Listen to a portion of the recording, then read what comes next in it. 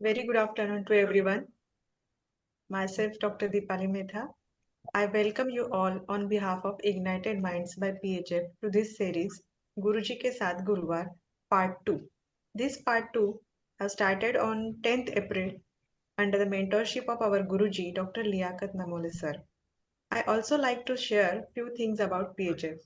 This forum is founded by our beloved Guruji, Dr. Liaquat Namole sir, to educate homeopath and to transform the GPs to homeopathy again.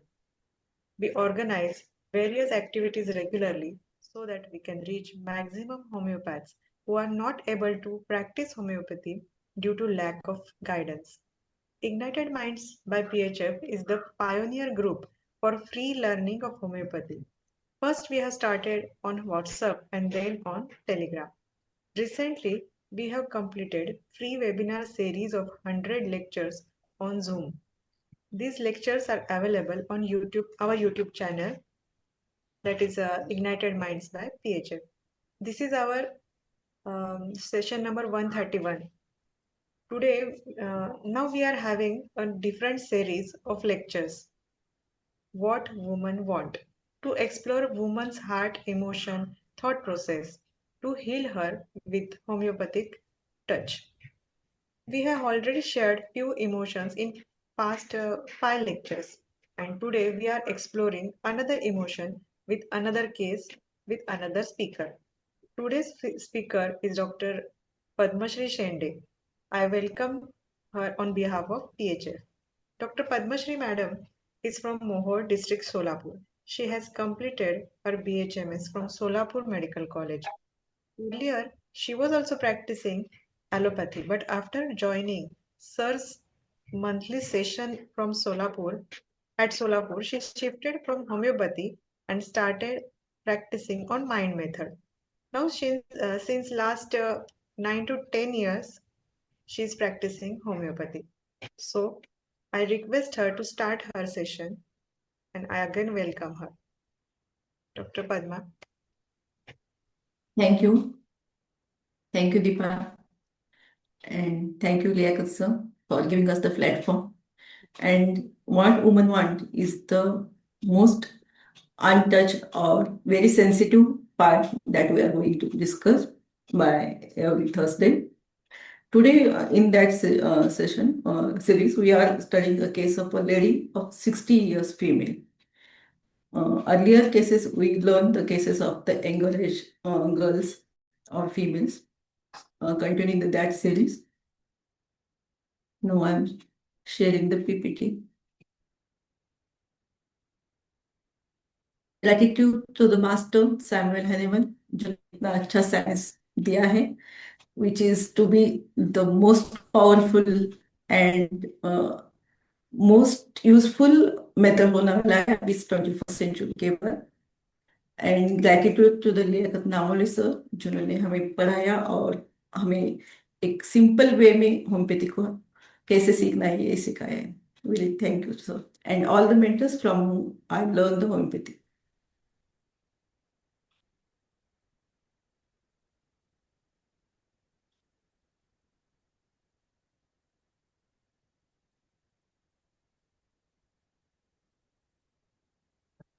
So I'm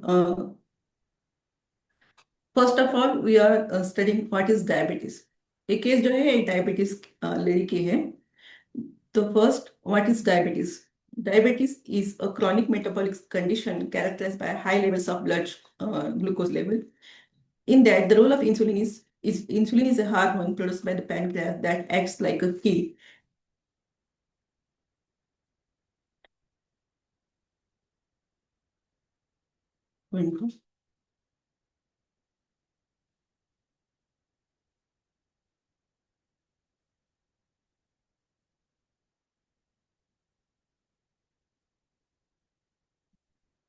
Sorry. In diabetes, what is the problem? The body either does not make the enough insulin or it can't effectively use that insulin. There becomes the resistance to the insulin. There are mainly 3 types of the diabetes. Type 1 is the autoimmune disease, where the body does not produce the insulin and we have to give the insulin by outside. And type 2 is the diabetes where the body becomes insulin resistant. The cells become insulin resistant, and though the body secretes the insulin, but they don't use the insulin. And third is the gestational one, which is during the pregnancy. The blood sugars levels are increased for the temporary period.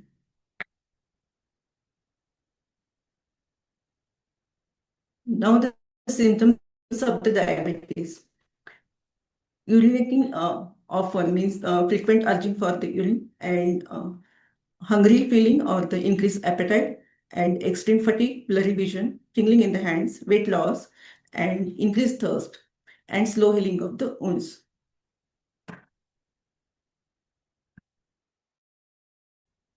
Now we are studying the physical cause.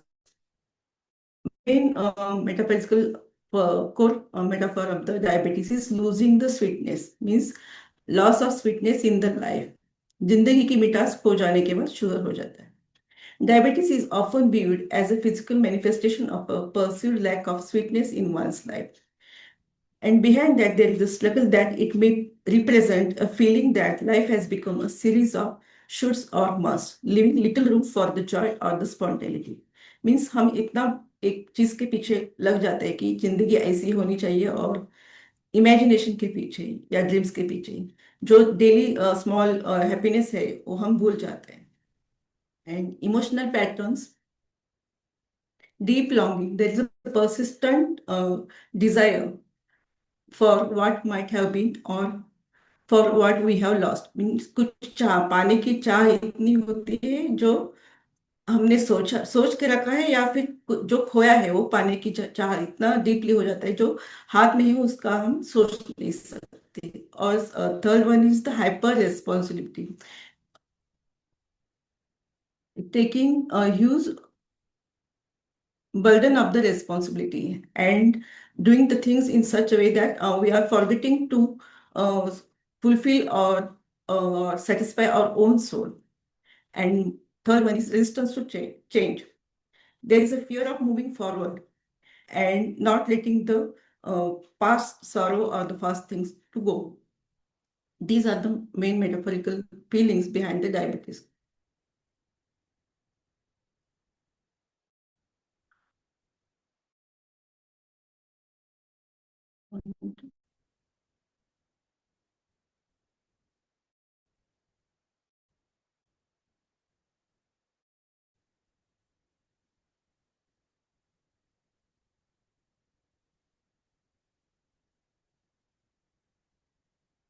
It is a case of diabetes mellitus, 6 years obese female.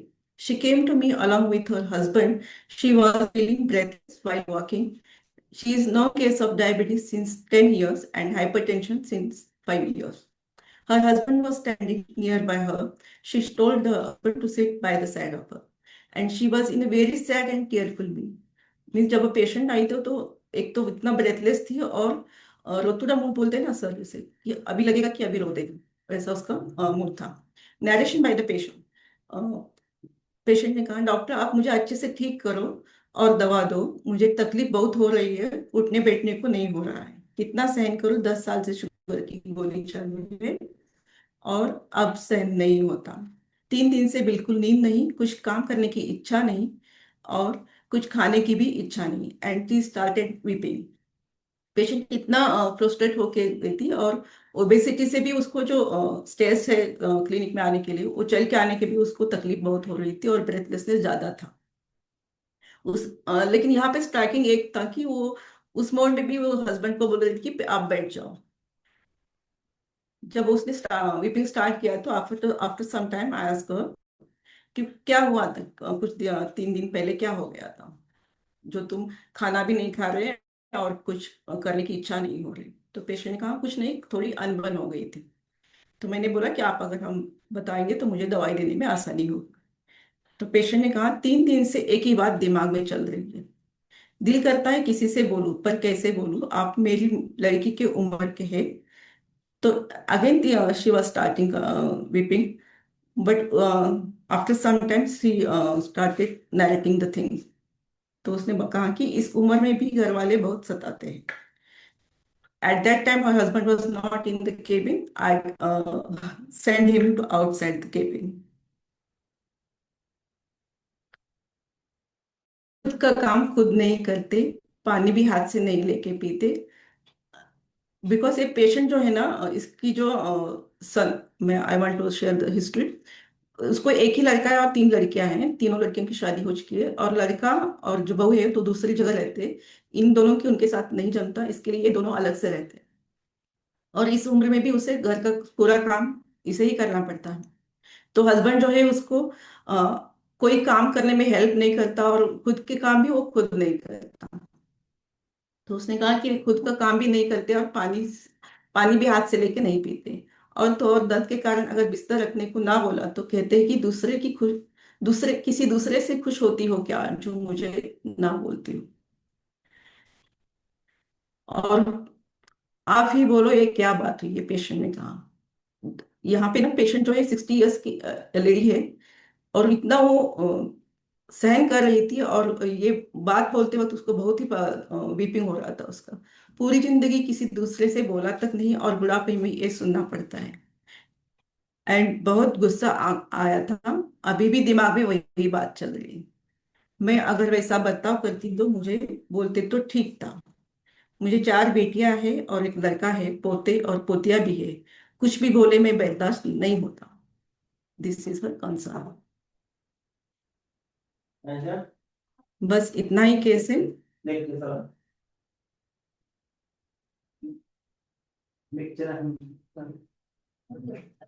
उसका sugar level जो ना, मैंने blood investigation किया था, तो वो sugar 327 था, HP 8.7 था, और काउंट काउंट जो है 13,100।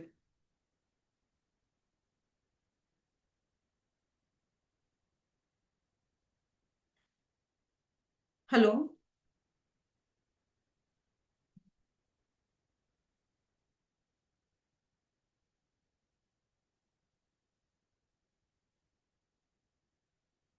हेलो।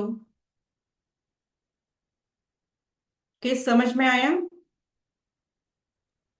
हाँ यार। क्या रिपीट करूं?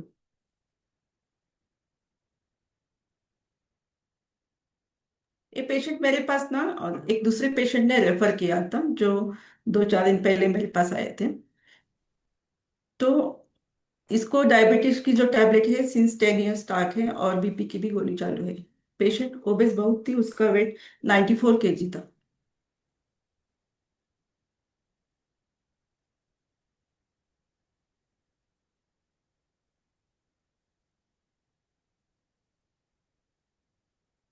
एक बार रिपीट कर दो पर मक्केस, हाँ। ऐसे जब नरेट पे कर। हाँ, पेशेंट जो है 60 इयर्स की लेडी है, ओबेस है, 94 kg है। उसकी जो फैमिली हिस्ट्री है उसमें उसको तीन लड़कियां हैं, तीनों लड़कियों की शादी हो चुकी है। लड़का और बहू जो है वो अलग से रहते हैं, और ये इस हस्बैंड के साथ ये भी अलग से रहती है। इसको घर के सब काम करने पड़ते हैं, और खाना बनाना का, कपड़े धोना, बर्तन सब कुछ करना पड़ता है। और ओबेसिटी की वजह से उसको वो सब कुछ नहीं होता, तकलीफ ज्यादा हो रही है। और इसको शुगर जो डायबिटीज जो है 10 साल से है, और BP की जो गोली है अभी 5 साल से स्टार्ट हो गई है। एंड पेशेंट जब आया था ना, तो मेरे क्लिनिक में आने से पहले ना स्टेज थोड़े से चढ़ के आना पड़ता है। तो patient was so much breathless, उसको अंदर आने तक की बहुत, मुझे बोलना चाहती थी, जो कंप्लेंट्स बता ना रहा, तो भी उसे दम लग रहा था, ब्रेथलेस फील कर रही थी। और उसको वो एक थोड़ी देर के बाद में, पॉज होने के बाद में, फिर उसने स्टार्ट किया बताने का।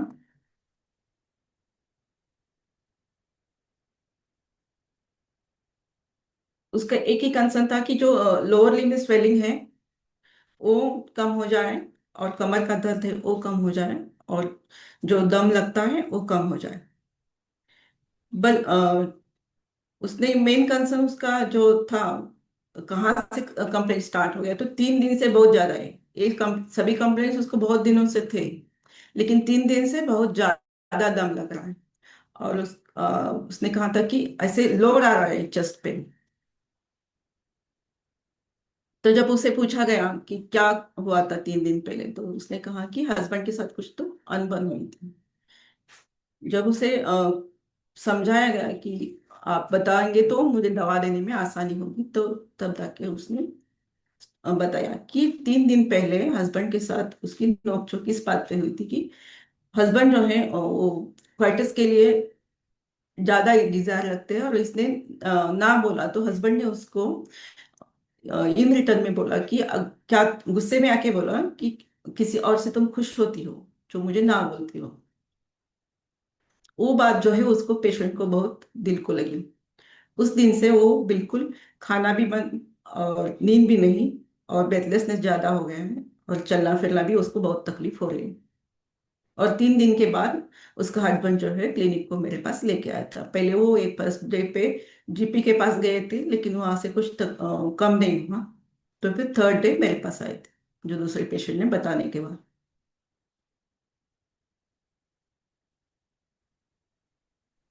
नमस्ते मैम। नमस्ते। हाँ मैम, मुझे एक इग्निशिया का फील आया, क्योंकि ये जो जो उसके हस्बैंड ने ये जो बात बोली उसको बहुत ज्यादा मन को लग गई। और हम्म। यही उसकी दिमाग में कंटिन्यू चलता रहा कि ये 60 की उम्र में हम्म। मुझे ये बोला है ना। तो ये इसको सहन नहीं हो रहा है। तो मुझे तो एक इग्निशिया का फील आ रहा था। इतने शाही क्यों मैम?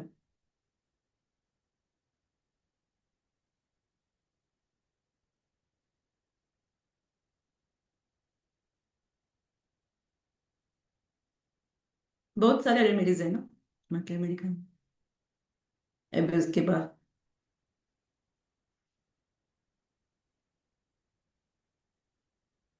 सबसे पहले ये बताओ, ये लेडी को क्या फील आया होगा, और उसने जो नरेशन किया।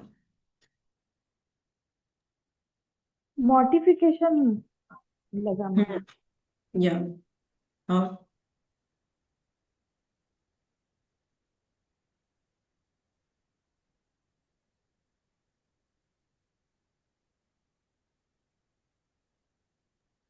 उसको और क्या? बहुत बुरा लगा। मॉर्टिफिकेशन, इंडिग्नेशन, ये तो लगा ही उसको। हाँ,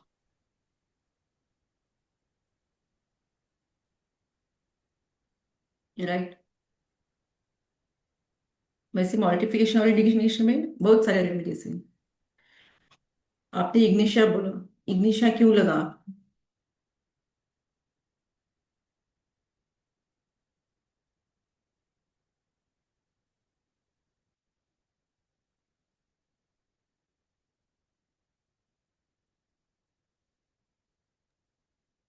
मैम, इग्निशिया बहुत सेंसिटिव होती है ना, और डुएल करती है वो।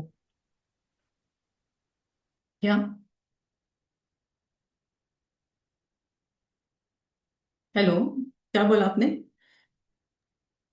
मैम, वो इग्निशिया बहुत ज्यादा सेंसिटिव होती है, उसको जल्दी लग हाँ, जाती है। और ये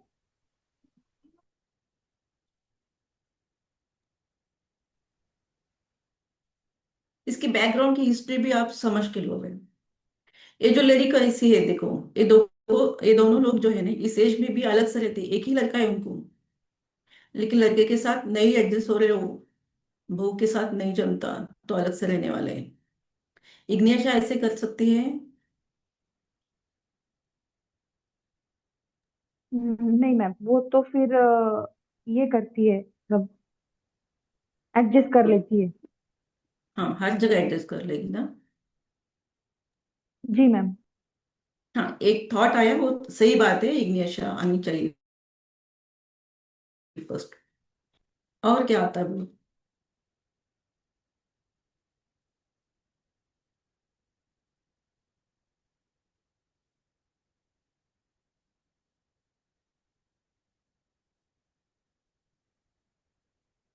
मॉडिफिकेशन जो फील है वो सही है, और उसके साथ में और क्या क्या है केस में, बताओ। स्टेपिसेग्रिया हो सकते हैं मैम। क्यों सर?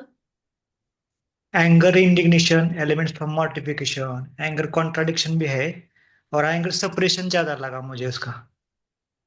हाँ, स्टेपिसेग्रिया लगती है। और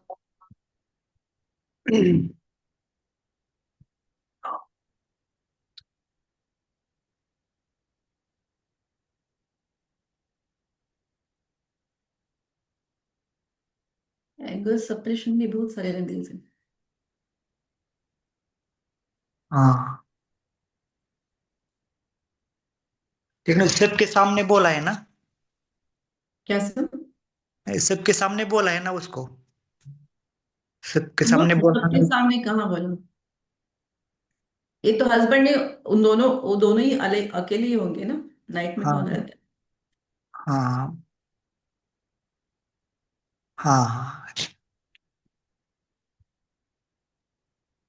हम एक थॉट माइंड में एस्टीरिया रुबेंस का भी आ रहा है। है?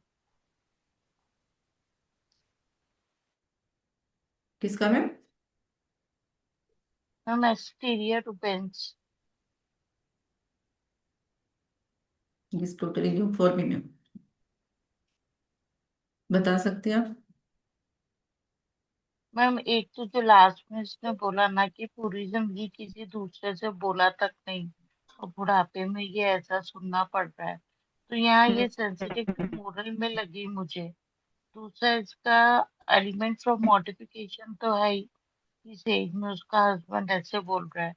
और तीसरा उसको ये अच्छा नहीं लग रहा है कि मेरी तबीयत सही नहीं है फिर भी ये मेरे को रिलेशन बनाने के लिए जबरदस्ती कर रहा है, वो उसको बुरा लगा। तो मुझे यहाँ हिस्टीरिया लगी। और तीसरा वीपिंग टेलिंग हर सिम्टम्स लिया, चार इसलिए। घंटे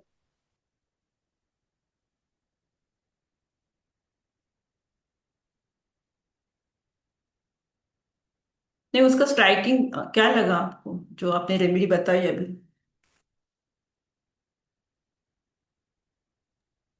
मैम यही कि मतलब इस एज में उसकी तबीयत इतनी खराब है फिर भी वो उसको रिलेशन मेंटेन करने बोल रहा है, तो वो चीज उसको नहीं अच्छी लगी ना। इसलिए तो एक्सटीरियर डिफेंस का ये ऐसे ही रहता है ना, और वो मोरल में भी रहती है। ओके। और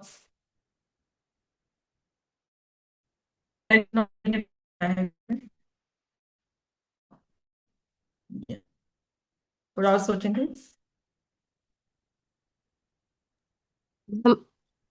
Good afternoon. Very good afternoon. A thought of a lac caninum here because she's been treated like a doormat by her husband and she is not able to retaliate much in spite of being tormented or tortured or whatever feeling she's having. She's asking her husband to sit beside her in the OPD, and probably after you allowed him to move out or whatever, like the situation, she was a bit she felt a bit free to narrate her symptoms, and no matter however he's treating her, she is yet loyal and being she abides to the rules set by him at the home front. And regarding not being be able to be with the son and daughter-in-law, probably the husband is the one who is not able to cooperate with the other his son or daughter-in-law, so she is following him on his footsteps. So thought of lac caninum or lac deaf, something like that, ma'am. Thank you, ma'am. Okay.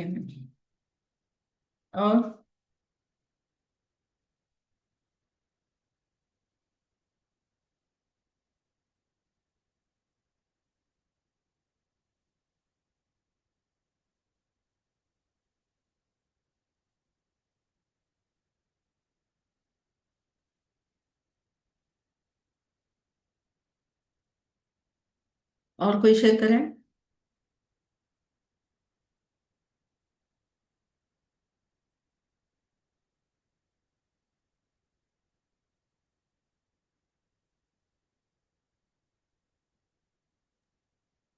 Disclose कर दो। या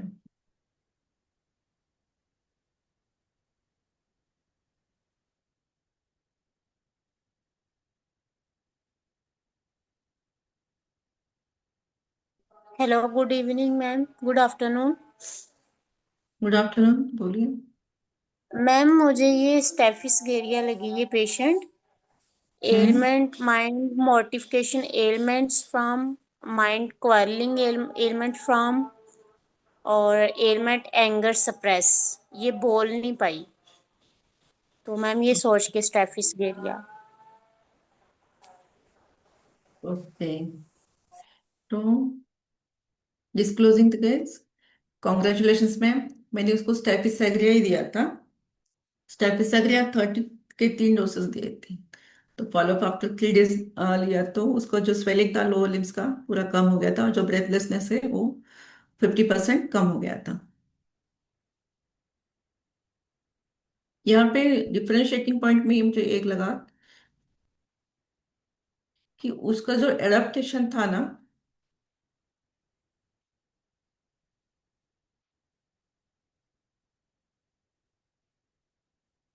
जो 3 दिन से एक ही बात पे अटक गई है उसके दिमाग में, और उसने उसके साथ खाना नॉर्मल जो है वो किसी बात पे इंटरेस्ट नहीं रहना, ये नॉर्मल है हर एक लड़की के लिए अगर एब्यूज हुआ और फिर इंसल्ट फील हुआ तो। लेकिन ये जो है ना 3 दिन से खाना भी बिल्कुल नहीं खाई, सोई नहीं है और खाना भी बिल्कुल नहीं। दैट वाज द, मुझे वो थोड़ा मॉर्बिड लगा, क्योंकि कितना भी इंसल्ट हो जाए कुछ हो जाए तो भूख तो लगने वाली है हर किसी को, कुछ ना कुछ तो खाता है। हाँ, तो एक रुब्रिक है इंडिफरेंस ईटिंग टू, वो रुब्रिक लिया तो फिर स्टेपिसएग्रिया मैंने उसको दिया था।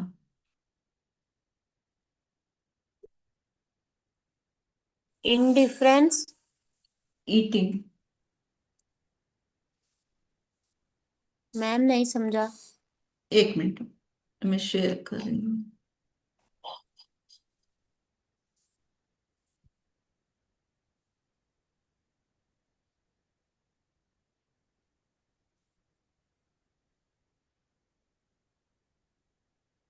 मानसी परत पीपीटी कसं येणार? आहे, चालूच आहे. फक्त चालूच हे आहे हा का राईट, स्क्रीन? ओके, खाली राईट साईडला आहे.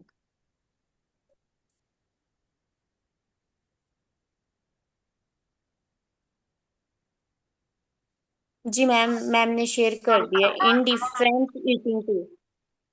हाँ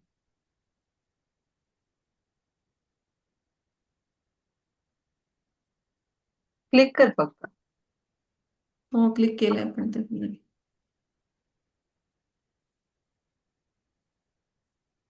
स्टॉप करून पुन्हा शेअर कर. हम्म, जो रुब्रिक्स लिए थे वो catch full of others about pities herself. जो ये जो रुब्रिक है ना, वो जब एंट्री आया हुई थी पेशेंट की, तो उसे देख के ना अभी मुझे ऐसा लग रहा था कि अभी रो पड़ेगी वो,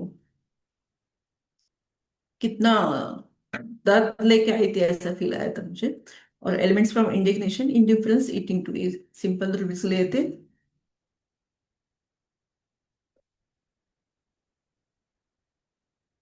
तो अभी हम पढ़ते हैं Staphysagria.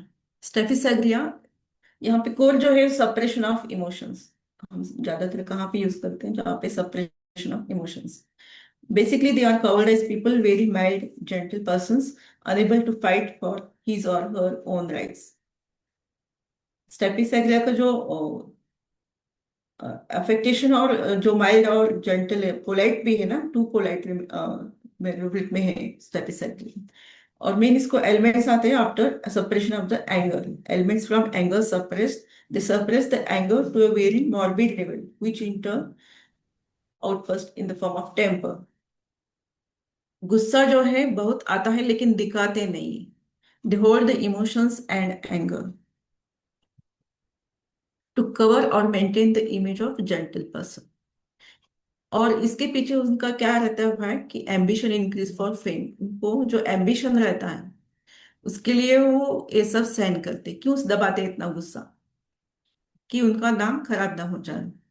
Elements from indignation, mortification, romantic disappointment, and sexual fancies before falling asleep. No, it is the other Republican. Okay. और डिग्निफाइड होने की वजह से उसको ईगो भी बहुत रहता है, इसके लिए ज्यादातर इंडिग्नेशन और मॉर्टिफिकेशन स्टेफिस को फील होता है। और company aversion to desire for solitude to indulge her sexual desire, sexual fancy.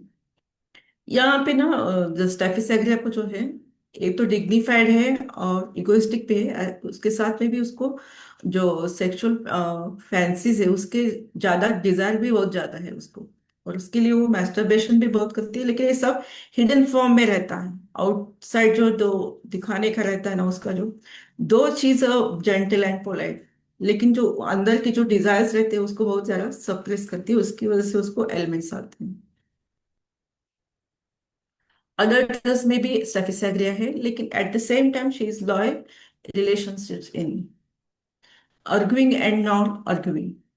अगर उसको वो जो हमेशा दिमाग में चलता रहता है कि अभी मैं फाइट करूँ दान करूँ, उसके साथ उसको डिल्यूजन ये रहता है, delusion humanity and loneness of others file ही इज ग्रेट, बिकॉज उसको अंदर एक ये रहता है कि मैं बहुत सबसे अलग और सबसे ऊंचा और डिग्निफाइड खुद को समझती है,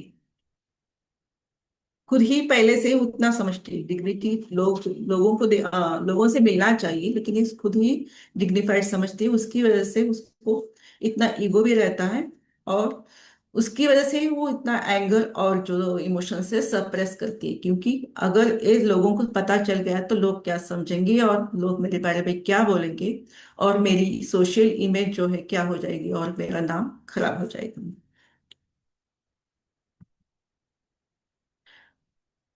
और जब जो सप्रेस करती रहती है, while that he is having the fear of self control, losing losing of the self control, and अगर उसको इंडिग्नेशन फील हो गया तो वो she becomes hatred of the person, hatred person of the persons of offended him, who offended him, calling ever to, because basically she is very cowardice, beer, or cowardice without courage to express the feelings or the emotions। Anger never angry, anger तो अंदर बहुत रहता है लेकिन never angry, किसी पे गुस्सा ही नहीं होते। और उसके साथ में उसको फिशिंग इन एप्टीट्यूड फॉर में, ये सब जो है अगर हम देखें तो कार्सिनोसन भी यहाँ पे पोलाइट में भी है और सप्रेस एंगर में भी है, लेकिन इसका कार्सिनोसिन का जो वायर रहता है वो उसके पीछे हार्मनी रहती है और वो प्लीजिंग के अडेप्टेशन में जाता है। बट सरफेस एग्रिया जो है because of the morals and उसके एम्बिशन की वजह से वो सप्रेस करती है एंगर, और गुस्सा भी नहीं करती, और कॉलरिंग एवर्जन में भी जाती है, क्योंकि कॉलरिंग करे तो फिर सामने वाले सोचेंगे कि ये बहुत नाम रखेंगे ना फिर बाद में, इसके लिए नहीं करते। At the same time credulous भी है, किसी के भी बहकाव में जल्दी से आ जाती है। और फियर सोशल पोजिशन अबाउट, कॉरसम में भी है, अगर जब एक लिमिट के पास ज्यादा हो जाएगा, लिमिट क्रॉस हो जाएगा उसका, तो प्रेशर कुकर की वजह से और जो एंगर और सप्रेस इमोशंस तो आउटबस्ट हो जाएगा, तो तब जाके वो कॉरसम हो जाती है।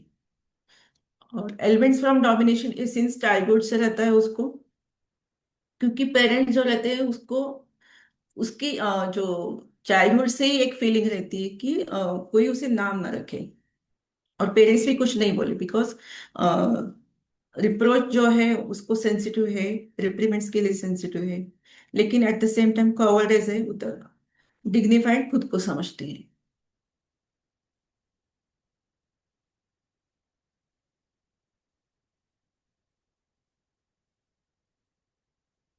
Thank you.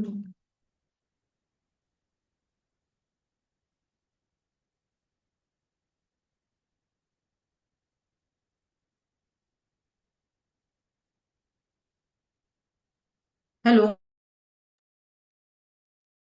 हेलो। हाँ बोलो। Yes sir.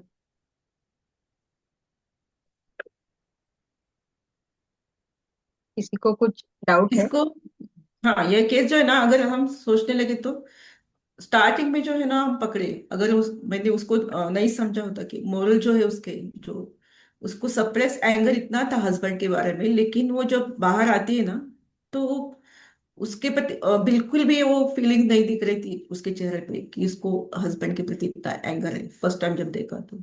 और हालांकि वो उस वक्त पे भी बोल रही थी कि तुम आप बैठ जाओ, आप क्यों खड़े हो। ये उसका मोरल्स था और सप्रेस एंगर भी था।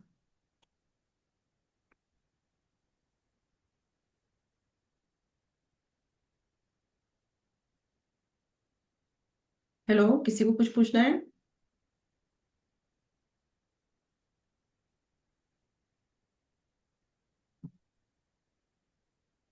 मैम नेट्रम में और से डीडीज का बता दीजिए।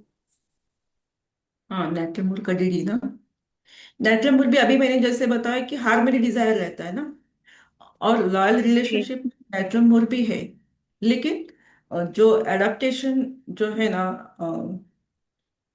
नेट्रमूल का, वो एक लिमिट, उसको ट्रैंक्विलिटी चाहिए रहती है, quiet and tranquillity desire for रहता है। और स्टेफिस एग्रिया का जो रहता है वो उसका फेम उसका उसके लिए बहुत ज्यादा इंपॉर्टेंट रहता है। और स्टेफिस एग्रिया जो है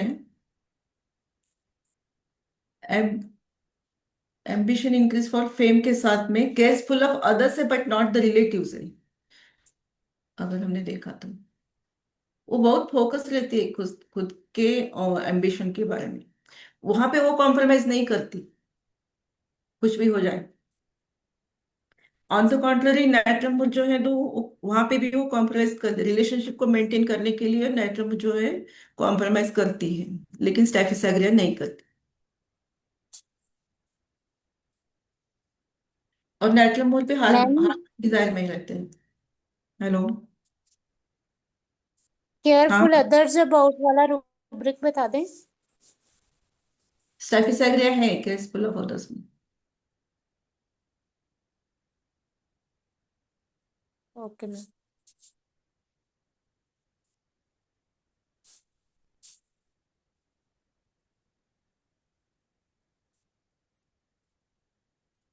बट नॉट रिलेटिव्स। हाँ, रिलेटिव्स में नहीं है ओके स्टेफिस एग्रिया जो है, क्योंकि वो जो है ना फोकस रहती है खुद के बारे में। जी लेकिन मैम। उसका साथ उसका ये भी सेल्फ डिनाइल भी है उसको, स्टेफिस एग्रिया को, जो लेटर स्टेजेस में जाता है। लेकिन सेल्फ डिनाइल जो रहता है ना वो कार्सिनोसिन जैसा सेल्फलेस नहीं होता। पूरा सेल्फलेस रूब्रिक में स्टेफिस एग्रिया नहीं है, खुद को बाजू करती है थोड़ी देर के लिए सेल्फ डिनाइल बोले तो। जी मैम।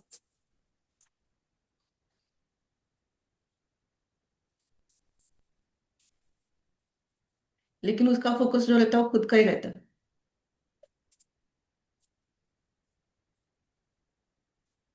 और सीपिया से। सेपिया तो पुअर रहेगी, वो इतना एक दिल पे लेगी ही नहीं। सर्वाइल है सेपिया, वो कोऑपरेट करती ही रहेगी ना। पद्मा उसकी sir will add. dignity- hmm. Sir You है, want me to say something, Padma? Hello. Sir You आहे. want, काही बोलू का मी? पद्मा, हाँ सर। कुछ बोलू क्या मैं?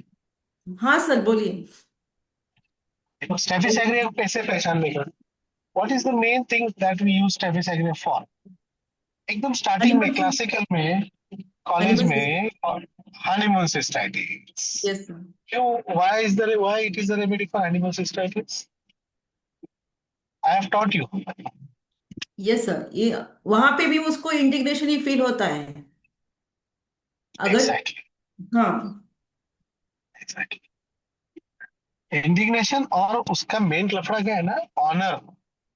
हाँ, ऑनर ऑनर उनके। वुंडेड है। ऑनर के अंदर क्या होता है ना, डिग्निटी तो ठीक है। डिग्निटी कैसे समझते हैं अपन? डिग्निटरीज, है ना वो। डिग्निटरीज मतलब क्या? कि गणमान्य व्यक्ति, नहीं क्या? डिग्निटरीज मतलब क्या? गणमान्य, मतलब प्रति। जिनको एक प्रतिष्ठित है ना, जिनकी यस। प्रतिष्ठा है।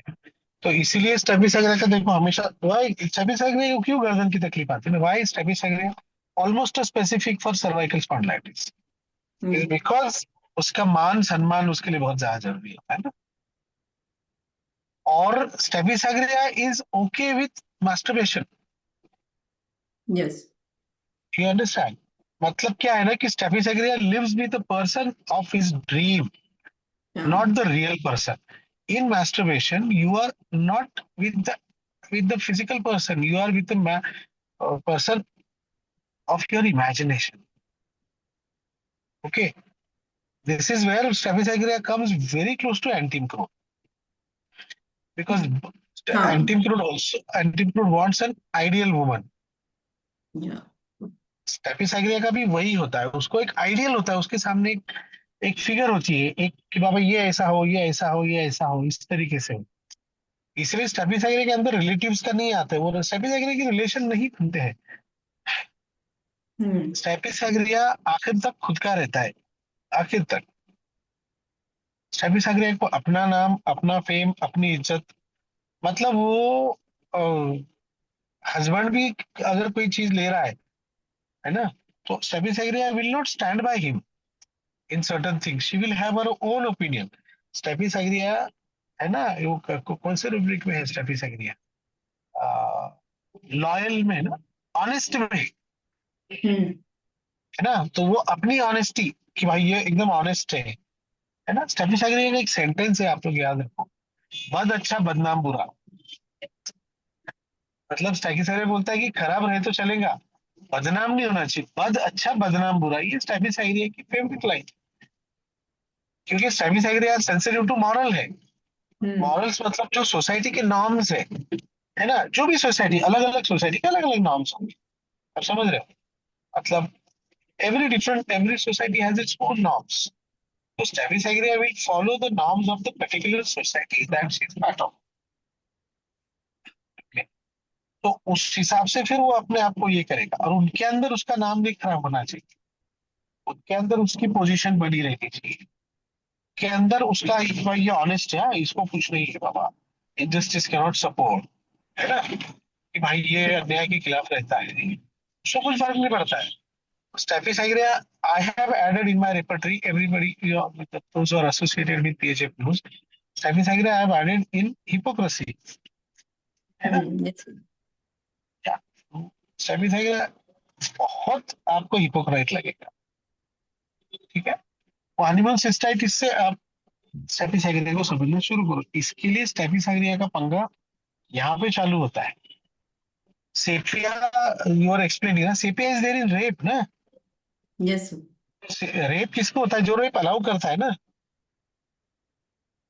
मतलब she will respond like just like Dulcamara और फाल्कोपी और Carcinosin, these people allow the so called rape or intercourse or whatever, है ना, without being in that, है ना। उसके अंदर डलकामारा तो रिस्पॉन्ड भी करता है even though has no interest, carcinosin also will respond even though has no interest, क्या? डलकामारा में क्या है ना, dulcamara is also there insensitive to morals, dulcamara moral होने के कारण वो अलाउ करेगा। स्टेफिसाग्रिया के मॉरल्स अपने खुद के रहेंगे, ये सोसाइटी का है। डलकामारा बोलेगा मैं बीवी हो, स्टेफिसाग्रिया उसके साथ साथ एक खुद का पर्सन भी बन जाता है, और एक सर्टन एज के बाद में स्टेफिसाग्रिया की अपनी खुद की पर्सनैलिटी ऊपर उभरने लगती है। तो एक सर्टन एज के बाद में स्टेफिसाग्रिया यील्ड नहीं करता है। Staphysagrilla wife after a certain age will not yield to the pressure. Okay. Yeah. Anything more? ठीक है. Very nice case, Padma. Very nice. Very nicely handled. God bless you. God bless you. Thank I you. think we can wind up now, I guess. Okay. Mansi, ये क्या है अपनी? दीपक है? नहीं miss कर